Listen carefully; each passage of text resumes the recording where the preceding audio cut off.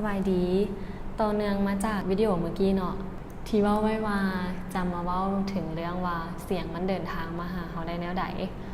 เสียงมันก็คล้ายคือกันกับแสงในทางใดทางหนึ่งเนาะคือทั้งสองอย่างนี้จะมีแรงกำเนิดมาจาก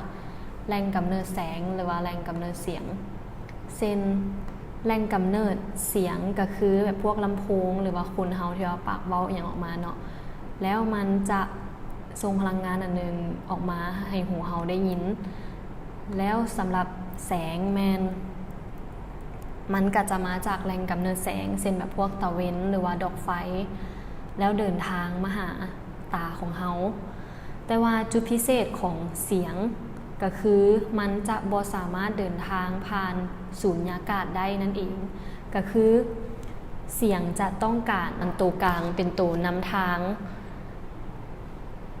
เพื่อจะมาหาหูของเฮาเนาะเพราะว่าระหว่างแหล่งกำเนิดเสียงกับหูของเฮานี่นะมันจะต้องมีตัวกลางบ่ว่าจะเป็นธาตุแข็งธาตุแหลวหรือว่าก๊าซนั่นเองธาตุแข็งในที่นี้ก็อาจจะเป็นพวกโลหะอย่างต่างๆเนาะส่วนธาตุแหลวก็อาจจะเป็นน้ำทะเล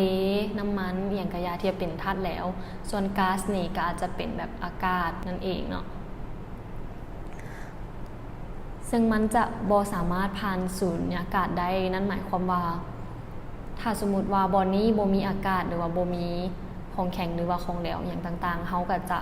เสียงมันก็จะบ่สามารถเกิดขึ้นได้เนาะแล้วเฮาจะรู้ได้แนวใดเนาะว่าเรื่องนี้มันเป็นเรื่องแท้เนื่องจากนักวิทยาศาสตร์คนอังกฤษคนหนึ่งเนาะเราชื่อว่าโรเบิร์ตบอยนั่นเองแล้วเป็นคนที่ว่าสร้างการทดลองมาพิสูจน์ว่าเสียงมันจะต้องมีตัวกลางคือเสียงต้องมีตัวกลางเพื่อเดินทางเนาะ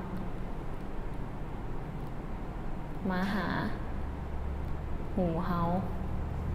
การทดลองของเราเป็นการทดลองที่ว่าพื้นฐานหลายเราได้นำเอาโมงปลุกที่ว่ามันดังอยู่ตลอดเวลาเนาะเข้าไปไว้ในกล่องอันนึงในขณะที่ว่าโมงปลุกนั้นมันดังอยู่นะเราได้ดูดเอาอากาศในกล่องนั้นออกไปจนหมดเลยเนาะก็คือเห็นให้ภายในกล่องนี้บ่มีอากาศเพราะว่าเราดูดเอาอากาศออกไปหมดโดยปั๊มดูดอากาศอย่างต่างๆของเราแล้วทั้งในกลายเป็นสูญญากาศภายในกล่องนี้เนาะกลายเป็นสูญญากาศแล้วสิ่งหนึ่งที่ว่าเราสังเกตก็คือหลังจากที่ว่าอากาศนี้ได้ดูดหายออกไปหมดแล้วเสียงก็หายไปคือกันนั่นก็จะเห็นให้เราสรุปได้ว่าเสียงมันต้องอาศัยตัวกลางเพื่อนำพาให้มันเดินทางมาหาหูเฮาแล้วในตอนทำอิฐที่ว่าเราบ่ทันได้ดูดอากาศออกไปเนาะแสดงว่าทางในนี่มันมีอากาศแม่นบ่